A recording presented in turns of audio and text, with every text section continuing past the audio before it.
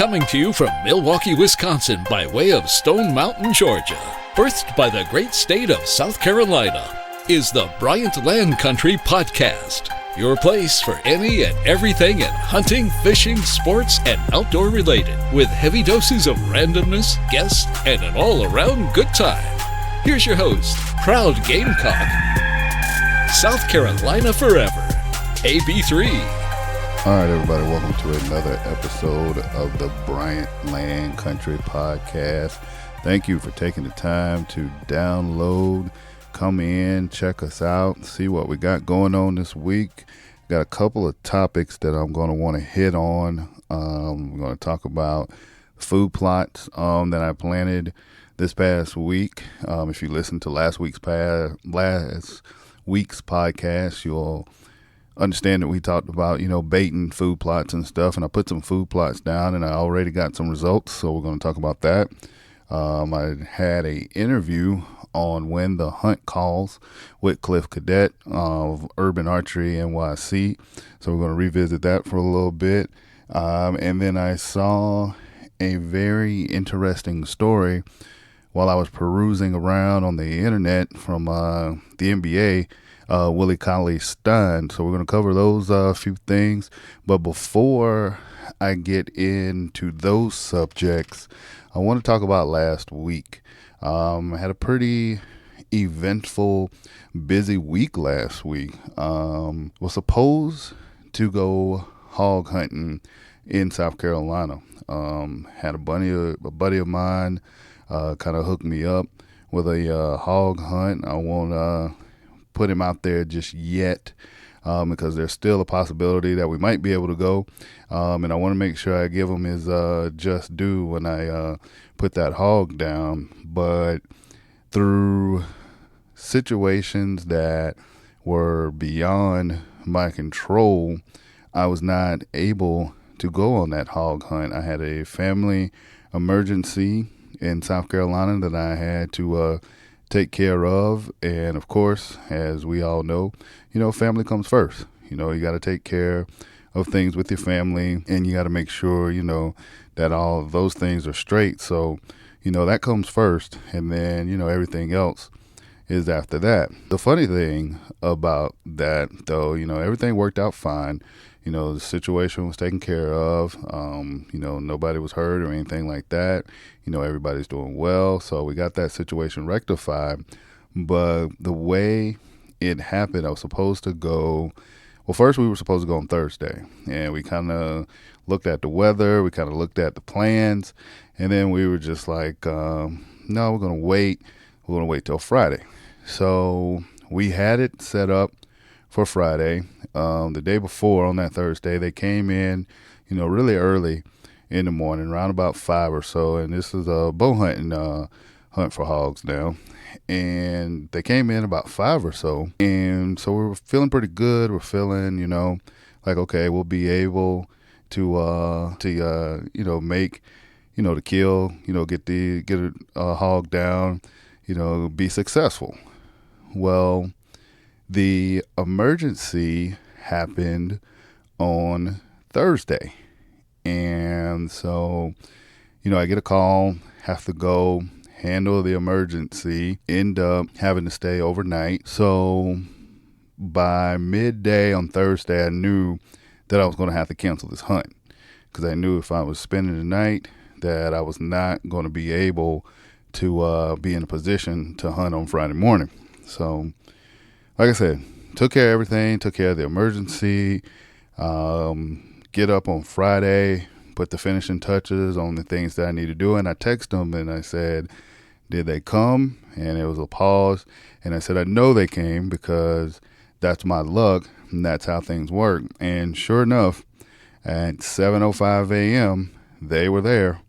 It was 3 of them, a couple of them depending on the positioning. If you look at the positioning on the pictures, they were in perfect position for a bow kill shot.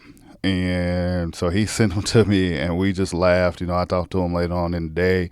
But it's just funny how those things work out. And like I said, it's funny. I can laugh at it, now because, the emergency that I had is taken care of, but I'll be dang, it's just, it's my luck, and I had a chance to get out there and get in on some hogs. It did not work out.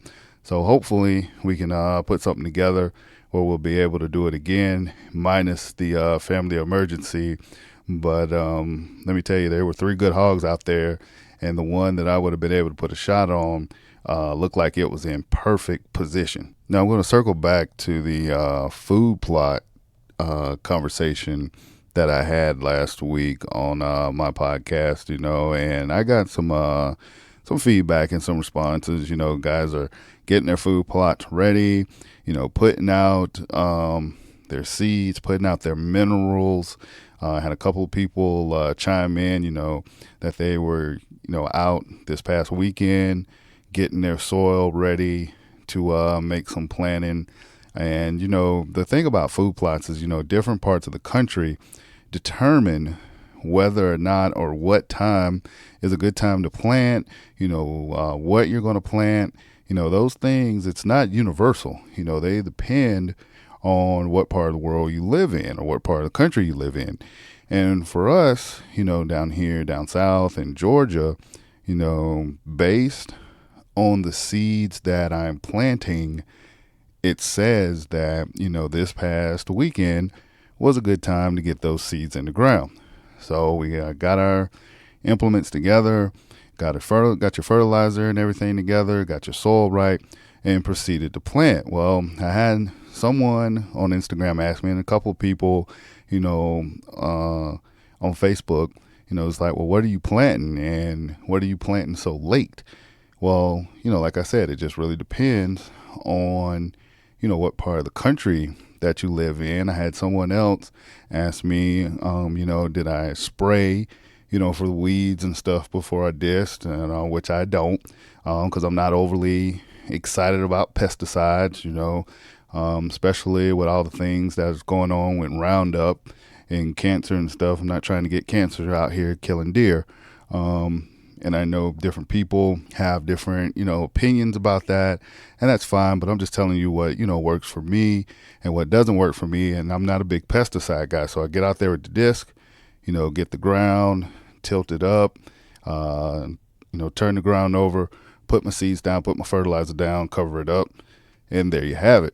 So I get a picture, and if you check my Instagram at official Bryant Land, you will see I planted on Wednesday and yesterday and this morning being Monday morning, I had at least 6 or 7 deer that were already on the plot. First of all, the seeds were already sprouting up, and then I had 6 or 7 deer out there mowing it down.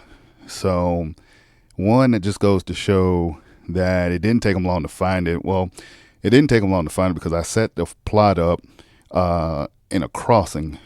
There were 2 trails that come out into a clearing, and I set the plot in the clearing. So as long as they were still using those trails, they were bound to stumble upon it. That's one of the other things that you take into consideration when planting your plots. And like I said, they'd already started growing. And I had, like I said, 6 or 7 deer I counted between yesterday and early this morning that was already partaking in the food plot that I had planted. Now, by no means am I a genius when it comes to planting these food plots. I merely just try, trial and error with a lot of error, as I like to say. But I'm very pleased that we were able to get those seeds in the ground. We got a little rain, I think on Thursday and Friday. That definitely helped. And now we got sprouts and we got deer on them. So now hopefully it'll still grow. I know with the deer on there mowing it down already, that's going to kind of stunt the growth a little bit. But I'm just glad to see some early success from the food plots or from that food plot.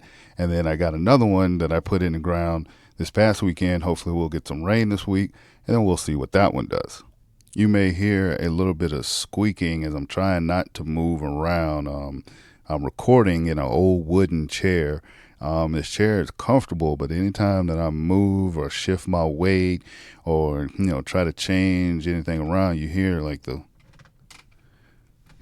little creak in the background. So hopefully you're not too disturbed by that. I'm in a podcast group because, I don't know everything about podcasting, and I'm constantly trying to learn and trying to get better. But it seems that there are a lot of people out there that are bothered by the smallest, littlest thing when it comes to podcasting. I mean, I'm no professional by any stretch of the imagination. But there are a lot of people out there that get bothered by people saying and like and noises that, I guess aren't natural. If you're not recording and, complete silence, I guess that's a problem. So just wanted to let you guys know about that in case that's one of those things you're like, God dang it, this is ruining the listening experience of the Bryant Land Country Podcast because my chair is creaking. Hopefully it is not. On Wednesday night this past week, I had a chance to sit down and talk to Cliff. I want to make sure I get it right. Cliff Cadet from Urban Archery NYC. And if you've been listening to my podcast, you'll know that Cliff was one of the people early on that I earmarked, for an interview. It was more like a conversation. We had a great time. And then since then, he has taken off with his Urban Archery NYC brand on Wednesday nights. He has guests back to back, I think 9 and 10 p.m. Eastern time on a Instagram Live that he has called When the Hunt Calls. And I was a guest on there last week. We talked about, just a few things about Bryant Land, talked about the brand, how it got started, what I'm trying to do with this podcast, just things like that. And then we just kick back, shoot the breeze, talk about hunting, especially bow hunting. Cliff is a new bow hunter, and he is on the road to his first deer hunt this fall. So he's been doing great things. You should check out his Instagram page, Urban Archery NYC on Instagram, and then make sure you check out that When the Hunt Calls deal that he's got going on 9 and 10 p.m. Eastern time. Definitely know at 9. Sometimes he does 2 guests. I think he tries to do 2 guests a week, and then he posts them on YouTube. He posts it on his YouTube page, Urban Archery NYC. Really had a good time. Really enjoyed that experience. So make sure you take the time after you check out, the podcast for this week. Click the link down in the notes column. I'll have the a link to the YouTube page that has our interview on it, and then make sure you're checking out Cliff's work on Instagram and check out his show When the Hunt Calls. Like I said, 9 p.m. Eastern time on Wednesdays. All right, any of you out there that follow the NBA or diehard NBA fans or even casual NBA fan knows that this time of the year is free agency. Players are moving around. They're trying to get better contracts, get with better teams. Some players are, putting themselves together to form the quote-unquote super teams in order to try to win a championship and try to put themselves, in a better space professionally. So this time of the year is a very, very important time of the year to make sure you're available, via phone, via email, be able to be in contact. So the other day I was reading some stuff on Facebook, and I saw the headline, Why Fishing Almost Kept NBA Free Agent Willie Cauley-Stein from Signing with the Warriors. And I was like, wait a minute, what? So it's an article by David Harton from USA Today Sports. Basically, Willie Cauley-Stein was a free agent, ended up signing with the Golden State Warriors, and he was out fishing. It says here, the first day of free agency, I'm sitting there waiting for the top tier dudes to go. Cauley-Stein told the NBC Sports Bay Area, I picked up fishing because I was like, I need to do something with this time. Sitting there waiting was just so brutal on my mental health. Those guys, they sit there, they wait for the phone, waiting for that phone call, and sometimes that call doesn't come. sometimes the call comes and it's not what what they want it to be. So it says here, Cauley-Stein headed out to a lake in the boonies where he had no cell service. When his free agent finally got in touch with him, he had to hightail it back to land, drive 2 miles down the road to talk to the Warriors brass. He said, I'm sitting there on the phone, and that's when it's like, well, it's late. Cauley-Stein said, like, if you don't take this deal, it's probably not going to be there in like 20 minutes.